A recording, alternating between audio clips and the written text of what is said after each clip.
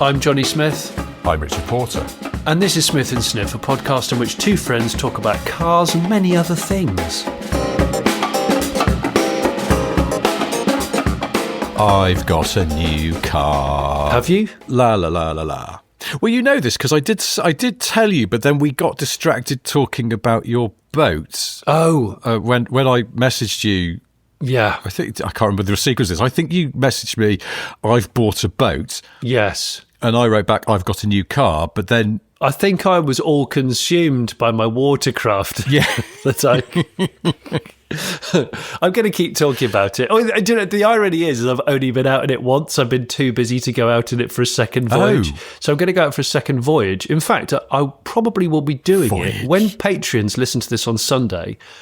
If I play my cards right and do all my adult chores, I'm going to be in the boat as they listen to it. Hopefully not in pitch darkness with a head torch. No, wait. Yeah, because the show is released at 6 p.m. Okay, that's on a Sunday if you're a patron. Okay, so that's after dark.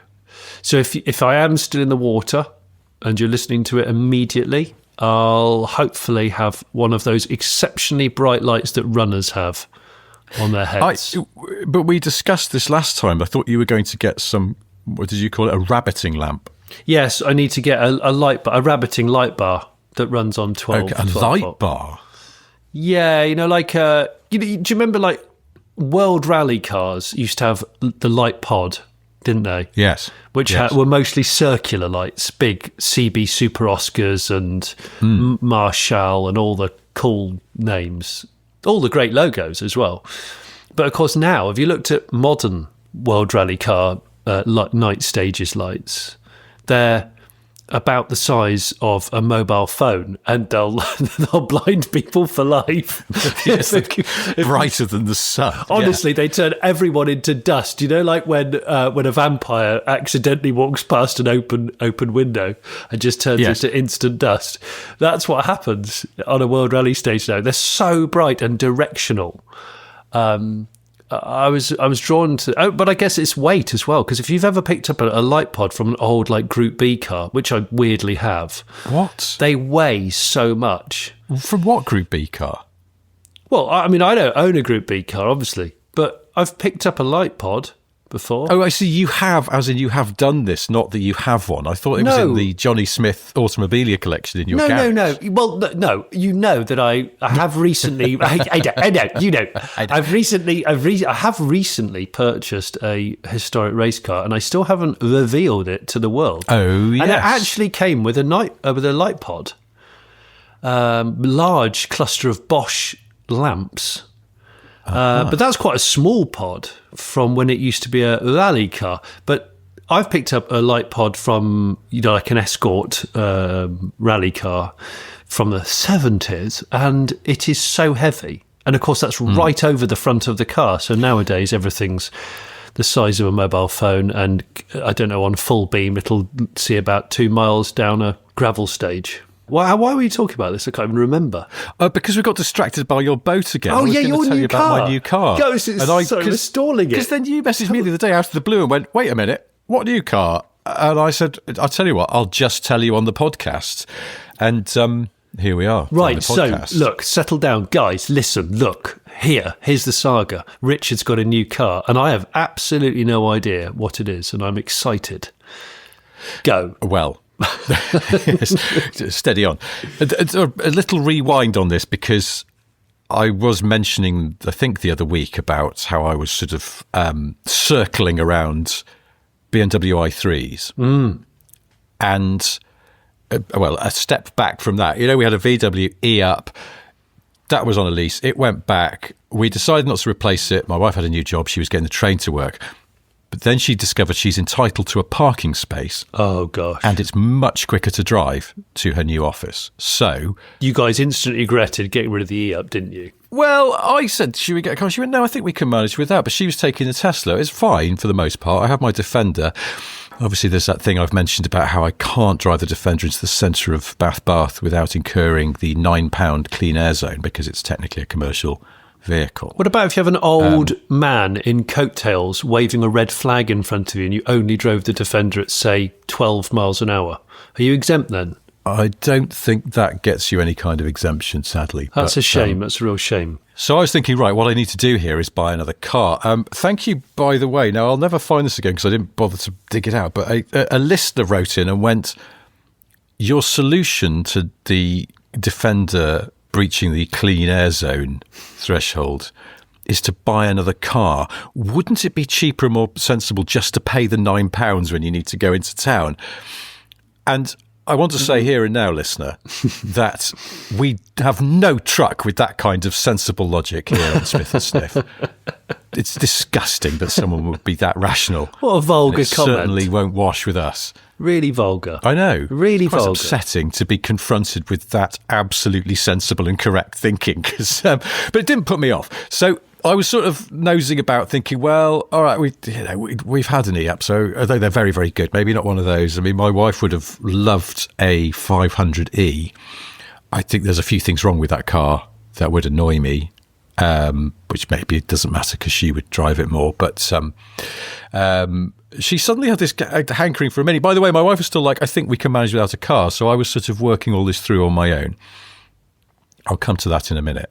But i3 was like, to me, it was like, oh, i3's like, yeah, they're great. And we had a weird moment where there was sort of like an anti-find another, where on the same day, two listeners who'd heard me talking about i3s offered to sell me their cars, and they were both red i3Ss. The S. Almost identical. Yeah. But someone we know who knows their i3s and has had an i3 and an S told me emphatically, do not get an S. What, because for every day use you don't need it and it'd be less efficient and blah, blah, blah. Yeah, less efficient and the ride is worse. And the one thing about the i3 I remember is that the ride was never brilliant. It was okay. No, it's a stiff thing. It's a torsionally rigid machine. I also started to have a slight reservation about those doors on an i3. Yes. Because, as I've mentioned a few times, I have quite a narrow driveway. You do? It's a bit of a pain in the arse with wider cars. Now, I know the i3 isn't particularly wide, but it is when you open the front doors and then you try and open the back door. And I suddenly thought, I was thinking, I'm going to need to borrow an i3 and see how it works on my drive, because it'd just be an absolute pain in the tads if you couldn't, you'd have to go through a whole ballet to get a child in the back. But anyway, that was a minor concern. It was something, when you delve too deeply into a car and you start finding out what goes wrong with them, and it slightly puts you off. Of course. But there was also the fact that the trouble with the i3 is they made it progressively better in many ways. Mostly battery capacity. Yeah, because it's been in production for a long time, or it was in production. Yeah, so that's the thing. Well, I you think just cut the chase and just tell the listeners that you bought a Calibra. But you went for 16 valve, not the 6 part. No, it's a turbo. Got a Calibra turbo. Oh, you went for turbo. Nice. Yeah. Nice. Okay. Nice big two-door. Well, yes, but I'm going to have to get rid of it again because the doors are too long to open on my drive. You just smash them into the wall each day. You know, when your kids, yes. My kids do it, they kick the door open so it flings out to the full extension. And if there's anything there, when they were kids, certainly when they were much younger, it used to grind my gears. He'd be like, no! Yeah, my children have learned to open doors slowly and cautiously and to exit the car like that liquid stuff in Terminator 2, because our drive is narrow and they know that T1000. It's too easy to dink doors against the stone walls either side. So yes, they're pretty good at that. Anyway, so I'll cut to the chase, because the thing is, it's like the kind of i3 I wanted was basically a later one with a bigger battery, and they're kind of knocking around 10 grand minimum and upwards. And the same is true of 500Es, seem to have actually steadied around that level. And so have lots of other things like that. And I was suddenly like, we're spending some money on house stuff, and I was like, I don't want to drop that kind of cash in one go, which led me to circle back to something I'd been keeping my beady eye on, which is various lease deals going on different things.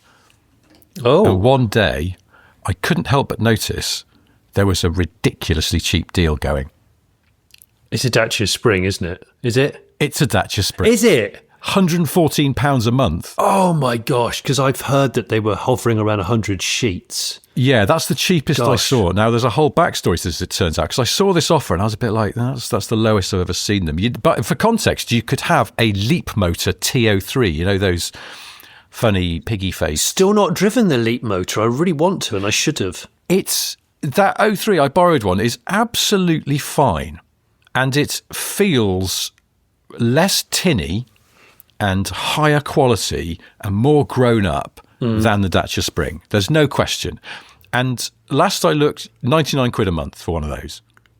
Wow. So that would have been the obvious choice. But for some reason, I have no desire to drive a Leap Motor T03, whereas I am really down with the Dacia Spring. And I was talking to Nicola Hume out of Electrifying and Midweek F1.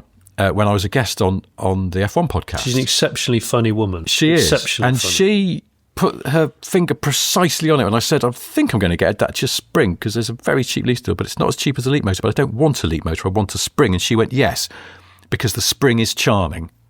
I was like, that's it. The Leap Motor is competent, but it's not charming. There is something charming about the Spring, partly because it's a bit shit. Well, we like cars like that. And I enjoyed it when I borrowed one. And so I just went, fuck it, I'm going to do it. So what's it? It's about 100 quid a month. 114 is the headline. But here's the thing. Here's how it came about. Now, by the way, I'm not being sponsored or in the employ of these people, but it was Evans Hulshaw, the dealer group. The man on the phone, because I emailed them and went, is this offer still active? And a guy rang me, and he was a very nice bloke, and he was very upfront, and he went, here's what happened. We bought 50 of these cars. They must have got a hell of a discount, I assume. So we own the cars, and we were able to punt them out at this. So when they're gone, they're gone. This is just applies to these 50 that we've brought in. Yeah. We had all the different colours, and they're all the same price, which is unusual. If you would normally anything but the freebie colour, you then have to pay extra for. But they've just gone, look, we got all these cars, so it's a one-shot deal. When they're gone, they're gone. When they're gone, they're gone, right? So he went with, we've still got some left. And he went, we've got, like sort of 12 red ones, and we've got 5 blue ones. And we go, and hang on, sorry, I'm just looking at the list. We've got 1 green one, and then that's it. And I was like, green. The green I like. So I went, okay, I'll call you back. And then I sat there for a couple of minutes and went, fuck, if I'm going to do this, I really want a green one. So then I just messaged him and went, right, put me down for the green one, please. Then. And that's that. So, yeah, it just seemed too cheap to turn down for a car that I just need to sort of wang about town in and all bits, taking the kids to swimming and that kind of shit.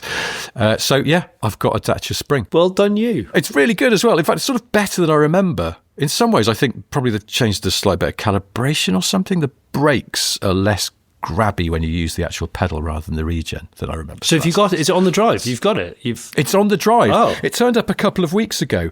But yeah, there's a complexity here. Long-term listeners will remember that I am a fuckwit and a shit husband because I once bought a Fiat Panda and didn't tell my wife, even when it was parked outside the house. And when she found out, she was understandably rather disappointed and cross that I just hadn't told her. Yeah.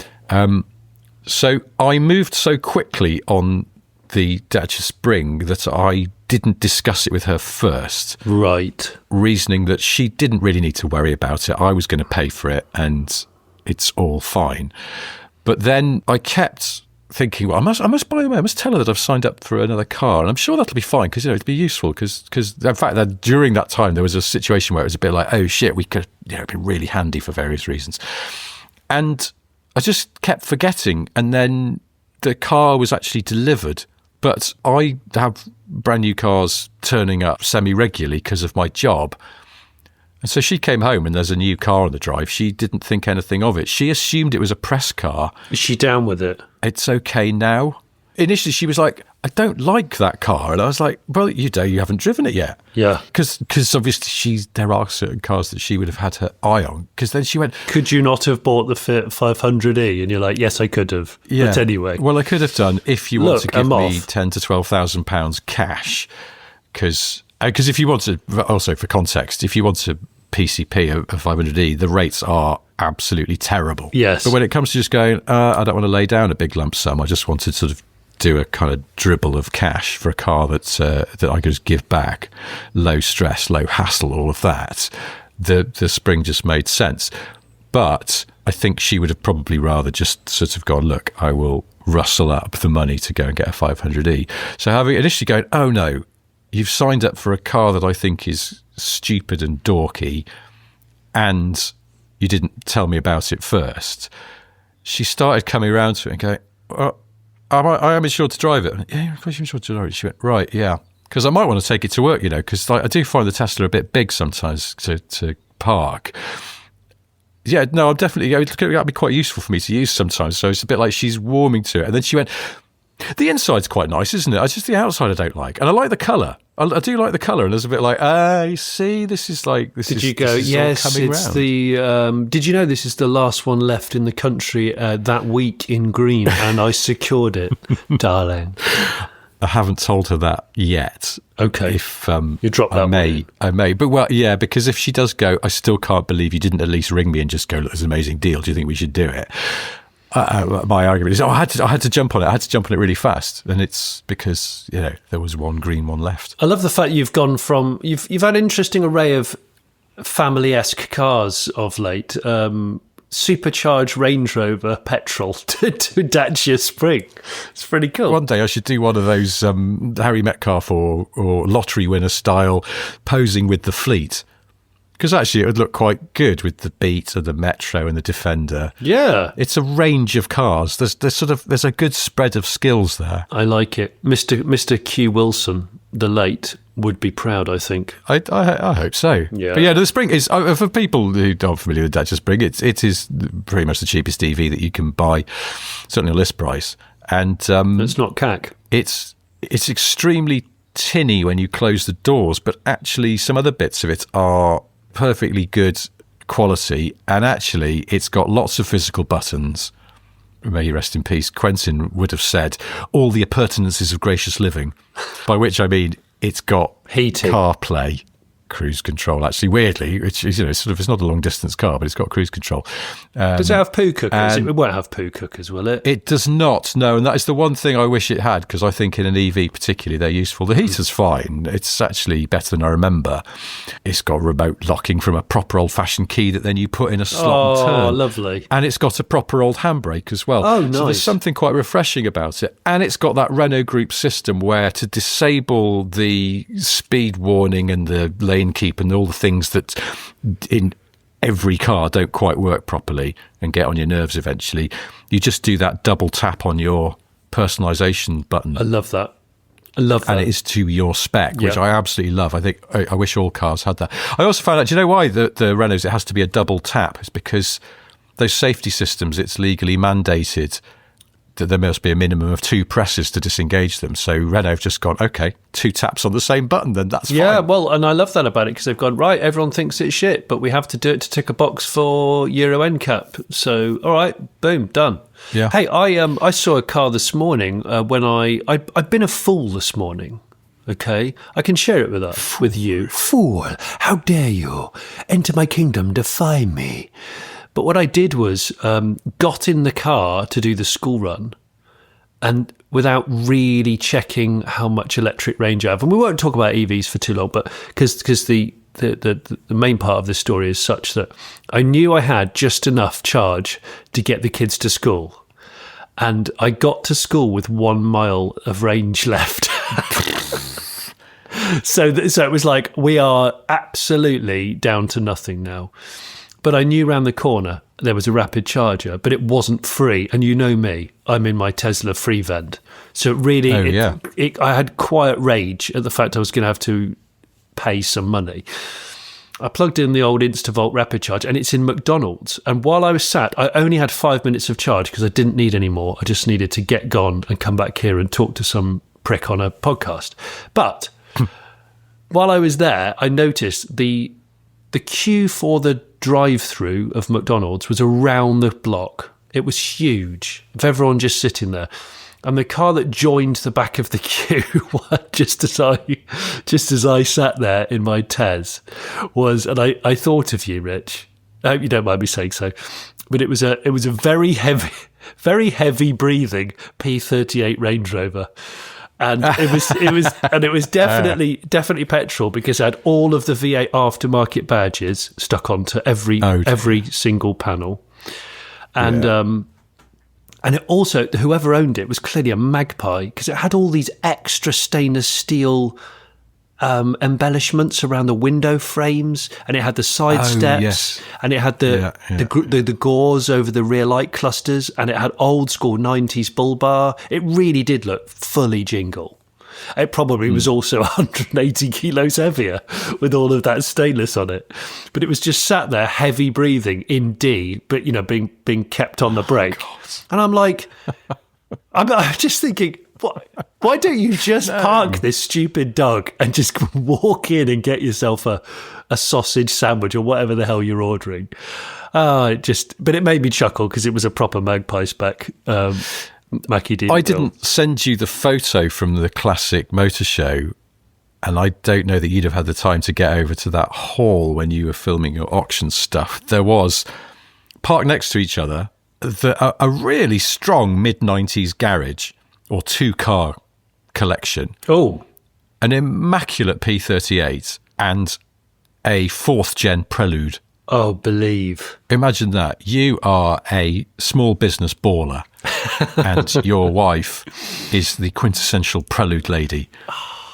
You're doing well, I think, if you'd had those in 1996. Yeah, that's really cool, actually. It was pretty cool. I'll put the picture on our Patreon, but it was quite a delight to see. That whole, we haven't really talked about it, but the whole classic motor show, I haven't been for years. It's enormous, isn't it? It's enormous, but it's sort of, I think the last time I went, which, God, must be maybe not 10 years ago, but 6 or 7, definitely pre-COVID, I seem to remember that it sort of felt a bit sad in that the halls felt sort of underpopulated. Oh, really? And quite dimly lit in places. And a lot of the stands, as much as they were basically sort of, it was like 3 Rover 800s parked in front of a club logo printed on a banner that had just been laid on the floor. And it all felt quite low spec. Now it's packed. It's really vibrant. There's some of the stands are sort of quite impressive for what is essentially, kind of just groups of like-minded people. They're not big organisations. Oh, it's amazing. But there was some fantastic stuff to see and some really beautifully presented stuff as well. It was great. It's the busiest car show I think that I attend, and I go most years. I only went this year for the auction preview, and I couldn't make it the other one. But I mean, I know it makes me sound more important than what I really am, and that's not the point of what I'm saying. But when I go there, I get mobbed. I can't. There's absolutely no way of having a poo or a wee. And it's lovely. It's good that you went straight to that. Well, because those are the basics. People, there's so many people that just want to chat, and do you know what it is? It's refreshing because it means that the industry's in rude health and that people are enthusiastic about old cars. What it really is, I think, is it's like a Comic-Con for old rotten shit. But I kind of like that about it. And I've noticed the demographic is broadening. It used to be mostly what people would say bearded old auto jumble folk. And nowadays it's not just that. It's more the festival of the unexceptional right up to, the retired kind of age group. And I love that about it. I think, and long may it continue. I went on the Friday, and I think it was probably an older demographic. I did notice a few younger people there, and actually when I was leaving, there were a whole load of people, I would guess, in their 20s, just on their way out as well. But then I was talking to someone about this, and they said actually over the weekend, it was a younger crowd. Obviously Friday, it's a lot of older people because they're retired and they can take Friday off. Yeah. Because Friday's the day. Well, that's the thing. But I also thought, oh, great, going on the Friday, it'll be quieter. But it was still really busy, which is good.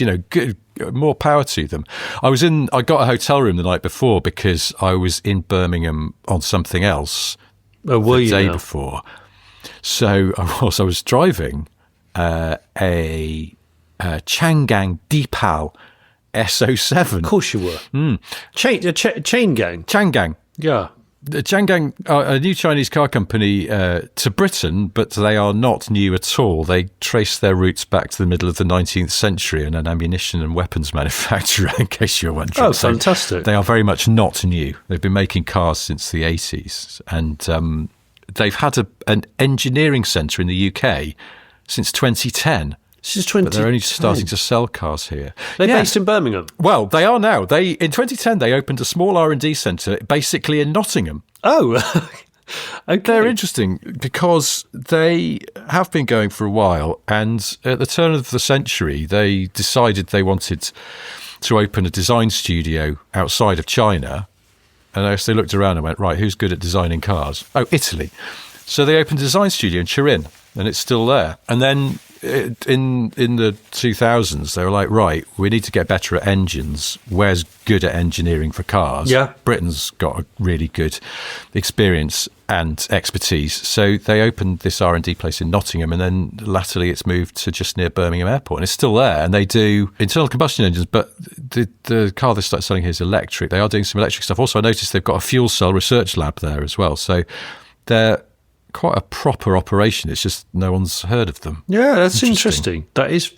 The car's all right, but I think the car is just the start. Right. They're quite proud of the fact they move at, inverted commas, China speed. So the car went on sale in China 2 years ago, but set up for Chinese tastes, which tend to favour sort of softer suspension. Chinese customers don't mind really aggressive ADAS systems, apparently, and lots of beeping and binging. Don't they? Apparently not. And I wonder if this is because actually for a lot of people over there, they've only learnt to drive and bought a car in an era when cars started to have that, so it's just sort of normal. Oh, so it's not irritating. That's my supposition. I don't know that for sure, but it is definitely the case, and that Chinese consumers don't mind it so much. And you think about it, you remember that because you had that Aura, the Aura cat piss thing that but it changed its name, didn't it? Like halfway through me having it as a long-term test car, they changed its name from Cat to like 03 or something. But that car, that had really intrusive ADAS, didn't it? It did. It tried to yank me into the verge a few times, not in a kind of dogging spot way. It was very, very strange. I liked a lot about it, but those parts were just downright dangerous and irritating. And the MG4, again, Chinese designed predominantly and built car, the ADAS in that is a bit oversensitive, I found. But that's the thing, it's just that sort of Chinese calibration. And so they brought some of these S07s over to Birmingham, and in the matter of a few months they completely recalibrated the suspension and all the systems. And that's the car that they're now just putting on sale. So they've done a fairly quick sort of Euroization job, and for the most part, it's worked. I've written about it for Sunday Times. I said, as a car to drive, it's fine, and that's sort of damning it with faint praise, but it's absolutely fine, and it'll let you, like on a country road, it'll let you sort of take a racing line across a white line without yanking at the wheel until you go into a hedge. Well, that is good. So I think their recalibration has been pretty successful. But yeah, so I was in Birmingham to drive that and to review it for the Times, and so I thought I'll just get a Premier in for the night rather than drive home and then drive back to Birmingham first thing.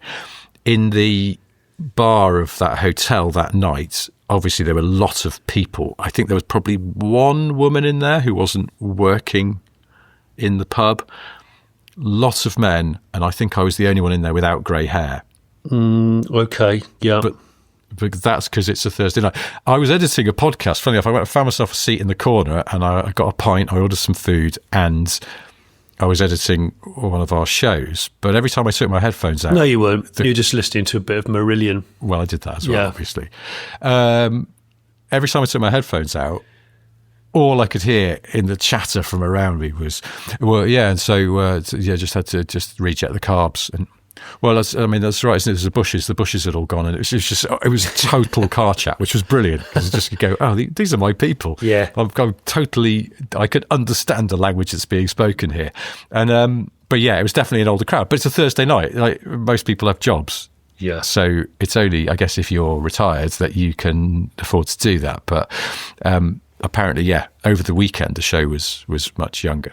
But it was great. I had to leave because I thought, well, it'd be fine. I kind of need to chip out of there about 4 o'clock to get home. I thought that'd be fine. That's plenty of time.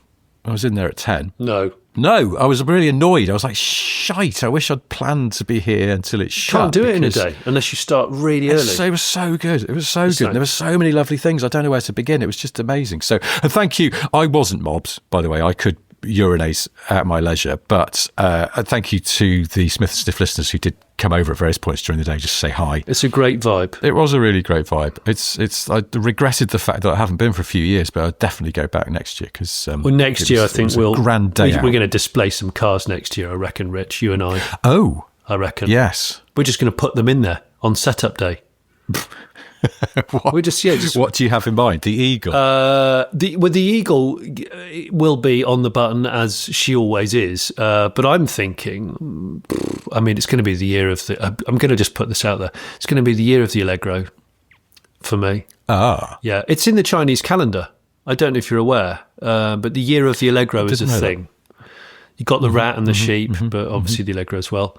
So that's going to be a thing, potentially Rancho, but almost certainly some other stuff. And you've obviously got two worthy vehicles of small size, which I think you could definitely enter into the space. And well, that's it. The Metro will be up and running. Oh, hello to a lovely chap who came over and said hi at the classic show, who has a Metro Turbo pretty much identical to mine. It's the same colour. It's also quite low mileage. It looks mega. In fact, he's got a really nice collection of cars generally. But yeah, he just came over to do the secret Metro Turbo handshake that I haven't quite worked out yet. Isn't it weird? You were just saying about a car manufacturer that also used to make firearms or still makes firearms. That's the case over many years, isn't it? BSA, Birmingham Small Arms Company, who made guns, bicycles, motorbikes, and then a few little cars here and there. Royal Enfield, they made firearms, I'm sure, and motorbikes, obvs. So it's not a new thing, is it? It's a lot of shared engineering going on there. Skoda were for sure a maker of weapons, weren't they? Yeah. Oh, so loads. Two things I wanted to mention that I didn't mention last week that I sort of meant to and I didn't. One of them was a friend of ours who listens to, I don't know for why he listens to this podcast, but he does, who I've worked with over the years, Mark Riccioni. He said, did you know that there's been a lot of storms named Brian? It isn't just the most recent Storm Brian. And I said, I wasn't aware of numerous Brian storms, but apparently there are. So yes, so he sent me this. So the name. So according to research, the name Brian has been used for 3 tropical cyclones in the Western Pacific Ocean, and for one in the Australian region of the Southern Indian Ocean. So in the Western Pacific, Typhoon Brian came around in 1989. A destructive and deadly typhoon that made a landfall on Hainan and later Vietnam. In 1992, exactly the same name, Typhoon Brian, caused minor damage in Guam. And then in 95, so 30 years ago, Tropical Storm Brian, official name, was not a threat to any land. And then this one is the earlier one. In 1980, there was one called Cyclone Brian in Australia. Why have there been so many Brian storms? I just don't know. I just don't understand it. They cycle through the alphabet, don't they? And they alternate male and female names for storms. Is it every time they get to B, they can't think of any other male names every other year. But you just think they'd go, well, we've already had a couple of tropical Brians. Let's not. Bruce. Yeah. Bill. Bob. Yeah. Bobby. Bill. Anyway, there's probably Bruno. Brainstorm's also an Arctic Monkeys song. Exactly. It's a fantastic song. I absolutely love Brainstorm. So there's that. And the other thing I wanted to talk about was the fact that, I was in Malta a couple of weeks ago. I didn't really get a chance to talk about Maltese car culture. And can I just say, that I'm probably late to this party, but Malta's a very interesting place. Besides being the most bombed place in during the Second World War, which came as a bit of a shock. It was factually the most bombed place. And you think about how much bombing and general destruction was going on. Malta got it hard because it was tactical. But so much of it has seemingly survived. But also, if you're into cars and motorbikes, it really is quite a rich vein. So I think it's possibly, I'm just going to quietly slip this out there and say that if you're looking to go away on holiday, and the tourist board's not paying me to say this, if you're looking to go away on holiday, it really does tick a lot of boxes. Mediterranean, yes. Good food and drink, yes. Obviously an island, so if you like the sea, nautical stuff and swimming, great. me being a captain these days, I appreciate that more and more. But also, they used to, they used to build cars and motorbikes over there when it was kind of, is it under British rule? Might not be the right terminology, but.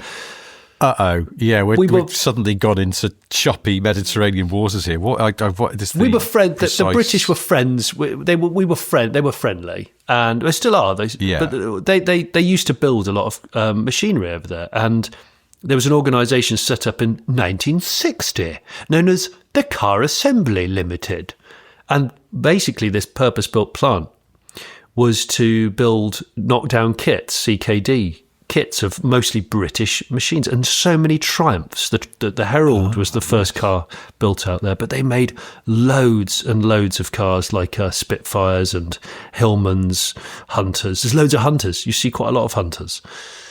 Still, yeah. You see Morris Marinas. You see loads of Alphas, because I think they built them again with knockdown kits from Italy as well.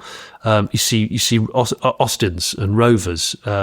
It's lovely because I've never seen so many Triumphs. I saw Stags, like multiple Stags, with an apostrophe S probably. And it was Stagses. I saw loads of Stagses, and they look so good out there. Malta's not a massive place. No. Why make cars there? Was some kind of swinging import tax on them? That is a very, very good point, because there are a lot. I mean, we think that the UK is saturated with cars for the size of the landmass. Malta's another level. Did they? I think they made minis there, didn't they, as well? They did make minis there. They're massively into their minis. I saw so many at the Malta Classic.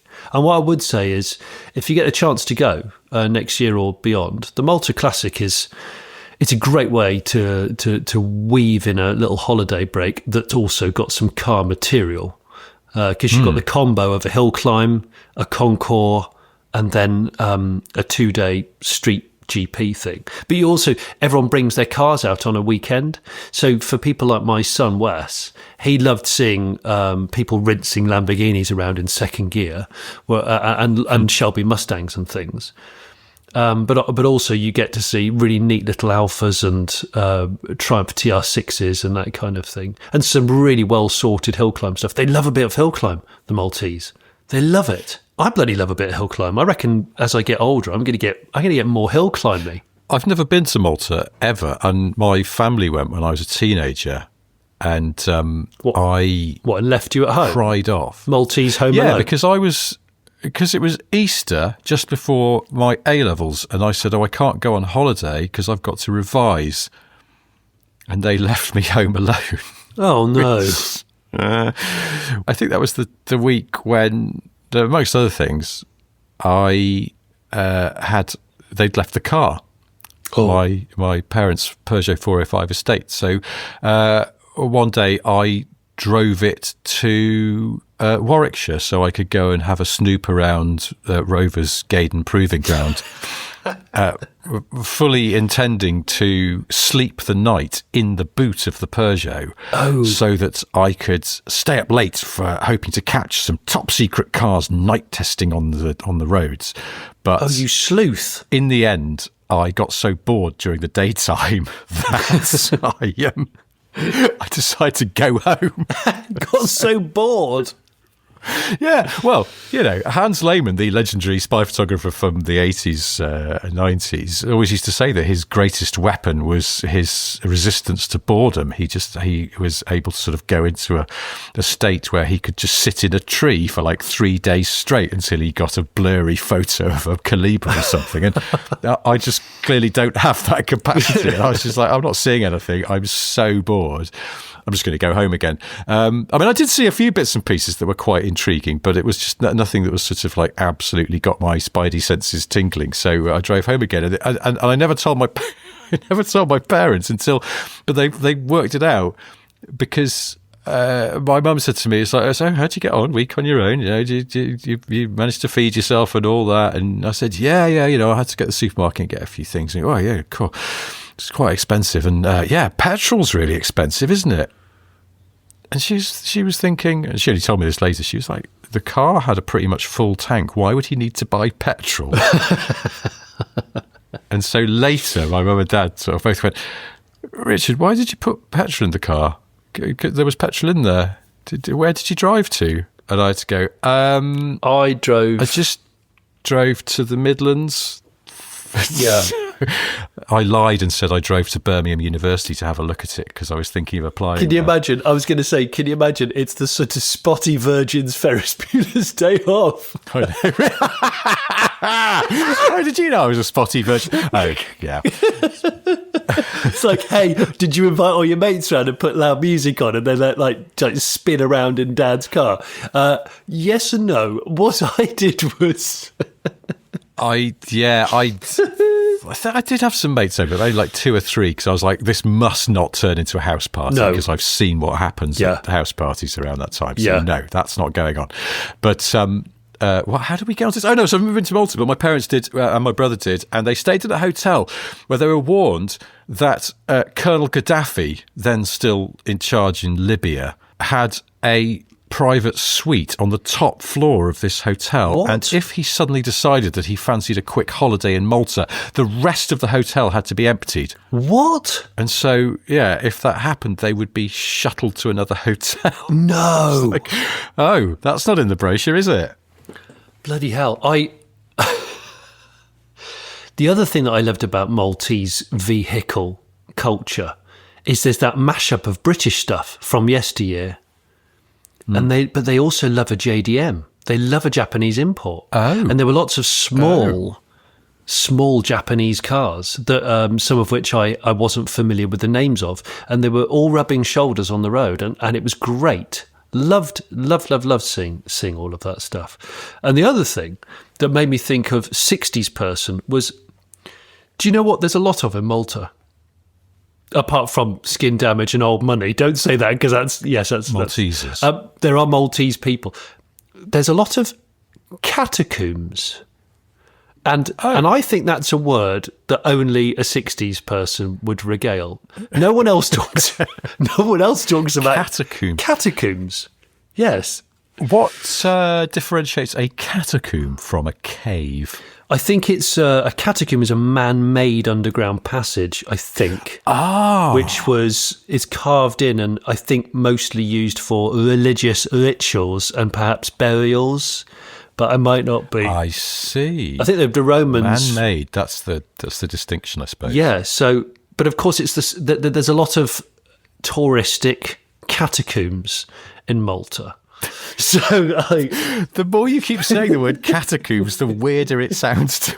I started to just sit there and talk to myself in 60s person language, because I was envisaging, you're driving around we were driving spiritedly around in Brian's Triumph Mayflower. And it was just so lovely. We'd all been bathing by the sea, and I'd gashed my leg slightly on the rocks, but it wasn't too bad. I'd rubbed a little bit of lanolin on it. And then we went to St. Paul's catacombs.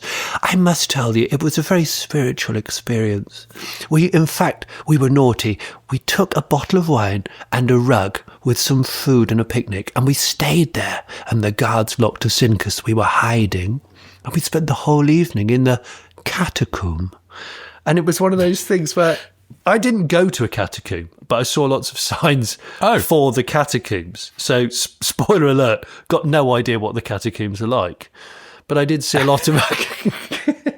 No, it's good. It's good because it means I'll have to go back. This story's tailed off a little bit now with your lack of catacomb curiosity. But isn't it a good name? I can imagine it being a name of a car. It's probably a middle-aged General Motors product. Do you not think? Yes, I suppose it could be. I'm thinking it could be. Would it be a Buick? Because the Buick Catacomb. Well, because they do an enclave, don't they? Isn't it an enclave? They do, yes. The enclave. What's the dictionary definition of an enclave? That's a sort of cavey thing, isn't it? Shall I look this up? I'm going to delve into an actual dictionary. Oh, no. See, look, an enclave, according to this, is a portion of territory surrounded by a larger territory. Oh. Whose inhabitants are culturally or ethnically distinct. I think I'm getting mixed up with a grotto. Yeah. I can't hear grotto without thinking about my old friend Welsh Mike, who once said something about a grotto, but he's from Llanelli. So a grotto in a South Walian accent is two very distinct syllables. Grotto. Oh, yes. Grotto, isn't it? Yeah, do you think that would be... who would have made a grotto in yesteryear? Which manufacturer? Oh, I don't know. The Austin Grotto would have been... No, would it be a posher version of the Austin? Would it be a Wolseley? A Wolseley Grotto, yes. Wouldn't it? And no one bought it. But then also, for some reason, a chap who is a renowned expert in the Triumph TR Owners Club might be someone called Bob Grotto. He was at the Classic Car event just a few weekends ago. Yeah. He was handing out leaflets. Do you know what I was thinking? I know we've talked about, bless his heart, Quentin Wilson in the Ottersott. If you haven't listened to that one, listeners, it was so relevant, him passing away on the weekend of the biggest classic car show of the year in the UK. Because I hadn't thought about that. It was the first thing I thought of because I was getting a bit of FOMO that I wasn't there, and I knew how busy and vibrant it was. But I was also thinking, he's like one of the sort of like godfathers of that show. When I used to go, I'd regularly see him there, either in a working capacity or just slinking around. And I remember vividly once I was at one of them, and I said to him, I said, you've been here all morning, you've had a couple of coffees, what's properly caught your eye? And he leaned in and talked out the corner of his mouth in that way that he always was good at. And he went, AC 427. Johnny, there's very few cars more attractive. And he pointed across the room to this AC, I think it was an AC 427. It's just called that, isn't it? It's a big Grand Tour of a thing. They only made like 25 of them ever. Is it? This the 428 is the one that's got the Frua body. Oh, that's Italian design body. That's the one. Sorry, it's the 428. I knew it was. I keep getting mixed up because of the engine. But yes, it was a 428, and he said, "I'd love one." I said, "Have you ever owned one?" He went, "No, I'd love to own one." That was one of the cars that he was still like, "I'm still yet to tick that one off the list." They're quite an interesting prospect, aren't they? Because they kind of got that very Italian look of the time.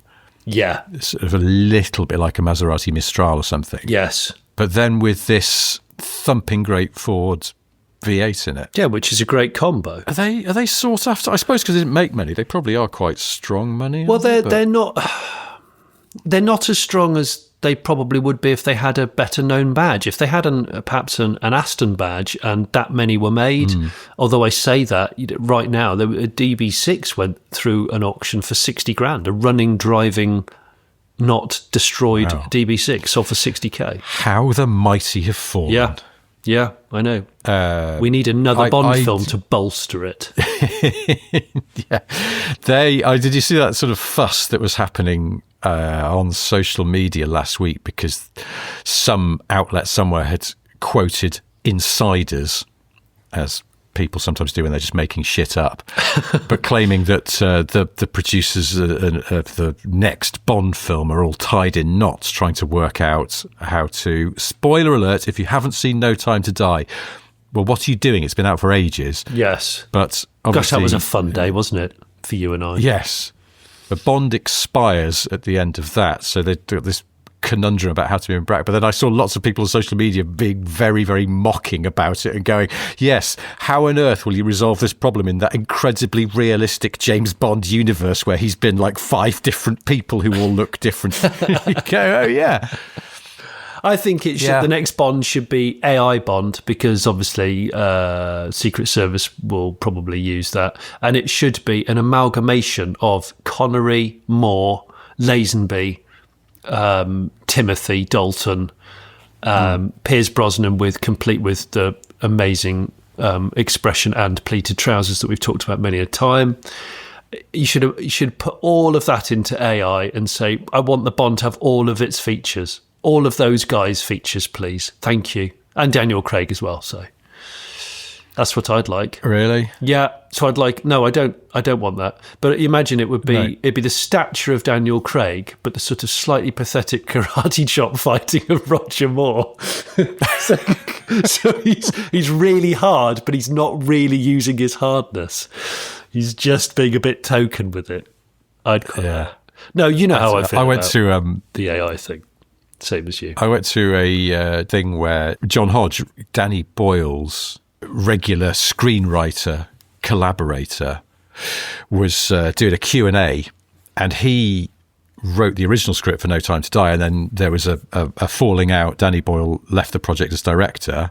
The film got rewritten. So I said, given what happened at the end of the last Bond film, how would you bring Bond back? And he just went, brazenly, which I thought was quite a good answer. Just almost like ignore what's happened. Just go, no, it's just a new film. We're not going to get bogged down trying to come up with some contrived explanation because it doesn't make any sense. Like what? It's already nonsense. James Bond was once in the 60s, and then suddenly he's in every decade since. That's like saying, why hasn't Bart Simpson ever grown up, or Maggie? Yeah. I think it's called willing suspension of disbelief. It's a fairly well-known thing. Okay. We're okay. I wouldn't overthink it. But anyway, obviously we could talk about this all day, but I'd like to move on to dogging, if I may. Oh, please talk about dogging. Well, we mentioned it last week, and particularly car-related accidental dogging. And people have been in touch, of course. I was just going to read a couple of the highlights. One listener called Simon, who he says, you asked for car-related accidental dogging brackets crad, which we don't need that to catch on. Here we go. He said, I used to be a hobbyist car photographer taking photos of friends' car for fun and the challenge. 12 years ago, my friend John had just bought a Mazda CX-5 and wanted some pictures of it. I decided light painting would be a good thing to do, the technique where you do a long exposure and walk around the car with a light source to paint with light. You say a light sword? Light source. Oh. Although I suppose a light sword might work. Yes, yes. Simon says to do light painting, it needs to be very dark. I gave my friend the mission of finding a quiet country car park away from street lights and a bit out of the way. Well, you can guess where we are heading. Oh, no. So they found a spot, but Simon says when we got there were a couple of cars already parked. I got out a torch to scout a good place to put his Mazda. Weirdly, the 2 other cars quite quickly drove off. About 30 minutes later, I'm up a bank, directing John, who is holding the light, and telling him where to walk around. A white Audi TT pulls up and sits for a few minutes. Shortly afterwards, the single male occupant comes over and says hello. We were busy with the photos, and I think it took him about 20 seconds to clock the camera and realise we were there for a different purpose. Without warning, he emulated a Le Mans race start as he suddenly sprinted back to his car and wheel span at high revs out of the car park, never to be seen again. Oh, wheel span. Oh, God. It wasn't until I got home and did some research that I realised where we were. Basingstoke Lime Pits, which apparently is a famous dogging site. The gates are now locked at 8 p.m. due to antisocial behaviour. Oh, my God. Well, it's not antisocial necessarily. It's a little bit too social. Well, too much socialising. Simon's attached a couple of pictures that he took of the Mazda CX-5 on that fateful night, and actually I've never seen a CX-5 look so good. They're very impressive. A listener called Luke has actually had experience of Tog Hill, the area near Bath that someone wrote in about last week. He said it was Valentine's Day 2021. I'd been stuck inside for varying amounts the previous year, decided to take my partner on a nice picnic, driving my now dead BMW E46 323i Saloon, pre-facelift in steel blue. Nice. Good details. Thanks, Luke.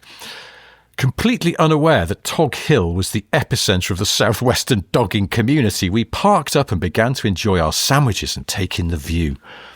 Soon, my partner noticed that a gentleman in an adjacent car, a Skoda Octavia, was making serious eye contact with both of us. Oh, no. My partner's reaction was to gesture, "What?" And when he didn't stop staring, she gave him a 2-finger salute. Sadly, this only seemed to spur him on, as he reversed his car, and instead of leaving, as we assumed he would, he parked next to us. Still not realising we were occupying car-shagging ground zero, I briskly moved to the other, more secluded part of the car park. Oh, no. In our minds, this clearly communicated that we didn't want to be involved in whatever was going on. I now realise that in his mind, this was effectively giving the go-ahead. No.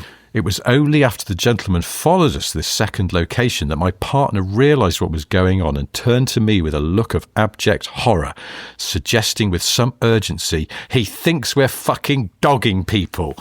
I backed out and made headway for the exit.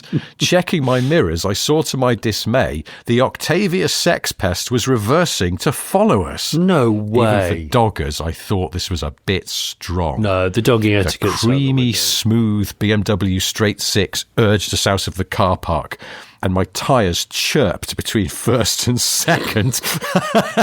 You know you're pressing on when you can get some chirpage on the move. I like a chirp, yeah.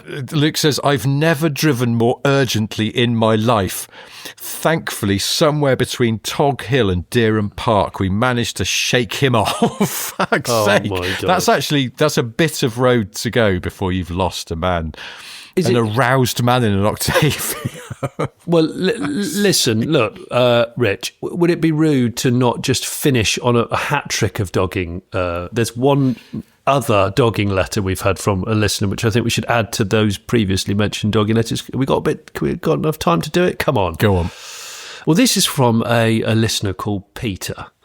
Now, name's protected to protect the guilty, but one that happened to my pal Colin, in inverted commas, last year. My mate Colin is an extremely keen bird watcher. We're talking PhD in ornithology, levels of commitment.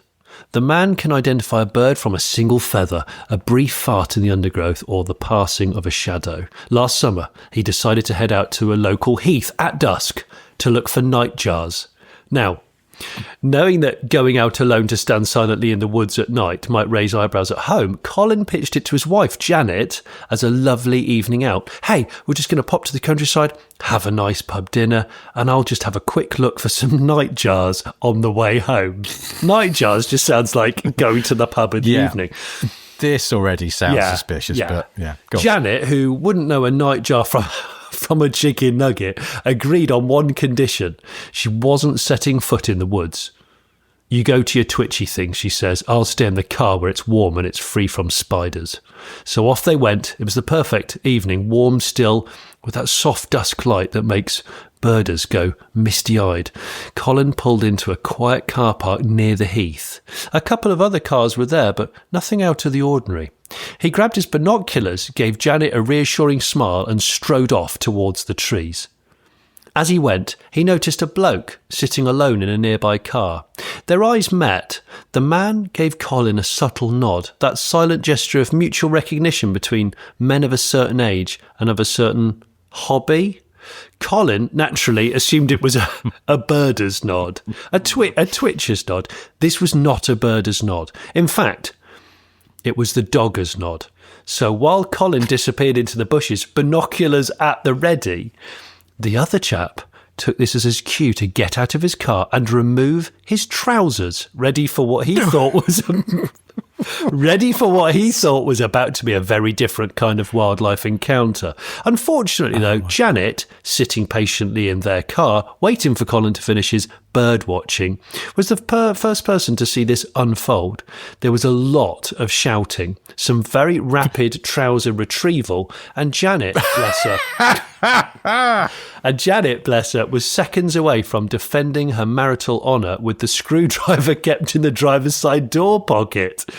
Colin returned 10 minutes later, absolutely thrilled to have heard a male nightjar churring. Janet was less thrilled to have nearly stabbed a dogger. Colin doesn't nod at other men in car parks anymore. Cheers, Pete. Pete, wow, what a great accidental dogging letter. Really enjoyed that one. What? I don't know what a nightjar looks like. I think I confused it with a nightingale. Maybe they're related. I don't know. Anyway, well, thank you for those and a few other dogging anecdotes. We maybe come back to this. Maybe we should just move on. I don't know. Either way, if you've got anything you want to share with us, it's hello@smithandsniff.com. We should wrap this up. Yeah. But before we do, I have three things to share with you. The first is that Johnny's engaged in a rather strange project to follow round the former lead singer of Marillion, shouting insults about his musical career and personal appearance in the hope he will lose his temper and attack him, under the working title Fish Bait. If that's not to your taste, then there is, of course, The Late Break Show. Lots of excellent videos on there. What have we got at the moment? We've got a Barn Find is the new one, and it was one I filmed on one of the hottest days of the year in the summer, and it's a Volvo P1800 ES, so the sexy estate. It's been in the garage for, we think, 47 years. So it's the owner sadly passed away, and the owner was ex-Navy and had a bit of an obsession with keeping both garage and car inside very dry. Well, it's a man who understood water, I suppose. That was the thing. I think it was all born out of knowing how damaging water can be, and thus keeping it out at all accounts. He even dug like a miniature moat around the garage to drain everything away. Bloody hell. Yeah, bloody hell indeed. So have a watch of that, and if you start watching it and you realise, I don't want to watch this, A, you're mad, and B, just go back into the back catalogue. There's many, many other things, like a Kia EV4 launch where I maybe shout a little bit about AI. I think I think it caught me on a day where I was feeling particularly vulnerable. Okay, good.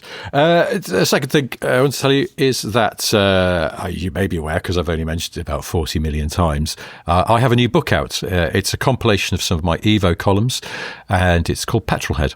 Also features a longer feature in which I drive a Ford RS200, which is one of the most exciting things I've ever done, I think, in the car world. It's available from Amazon as an ebook or a paperback, or you can get the paperback from our merchandise shop, smithandsniff.com. Follow the link. What? We've got a merchandise shop? Yes, we do. There's also hats and T-shirts and mugs, and we have got some new designs coming very, very soon. Oh, my gosh. Have we just... Actually, also, we're looking forward to seeing some of you on Wednesday this week when we will be doing our live show at Great Northern Classics in Derby, basically near Nottingham. And we'll also be selling my books. I've got hold of a box of my Top Gear book, and On That Bombshell. About my time working on the show from 2002 until 2015. And so they're going to be on sale there if you haven't already got that. So we'll see some of you on Wednesday. I hope. Most importantly, buy a book. You'll get a chance to see the Eagle Quest. It will be attending, and this will be the last public outing before the exhaust is replaced, because I don't think it can handle... What's a selling point? I don't think it can handle another long journey with the exhaust in its current state. Plus, the MOT expires in 3 weeks, so those two things will happily coincide. There we go. And finally, the thing I wanted to share with you is that you might assume that a horse makes 1 horsepower, but not true. Actually, studies show that a big horse could generate up to 24 horsepower. 24? That's more than the 2CV. Yeah. Wow. There you go. That's a all right. good fact, Well, that's Richard. quite enough of that. And we will be back again on Friday with another Ottersot and a regular show on Monday. Until then, goodbye. Cheers, mate. Thanks, mate. Bye then. So you've enjoyed this podcast, but you've had a thought. Is there a way here today that you could show support?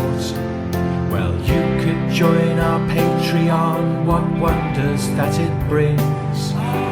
Early shows and extra notes on that side of things. You could buy our merchandise, we've mugs and hats but still no ties. One day we will make those pies, but in the meantime, guys, hey guys, like and subscribe, and maybe leave a nice review. Like and subscribe, we know you know just what to do. Like and subscribe, we don't want to take the piss. Like and subscribe, but we were told to ask for this. Like and subscribe. Like and subscribe. Like and subscribe. Like and subscribe.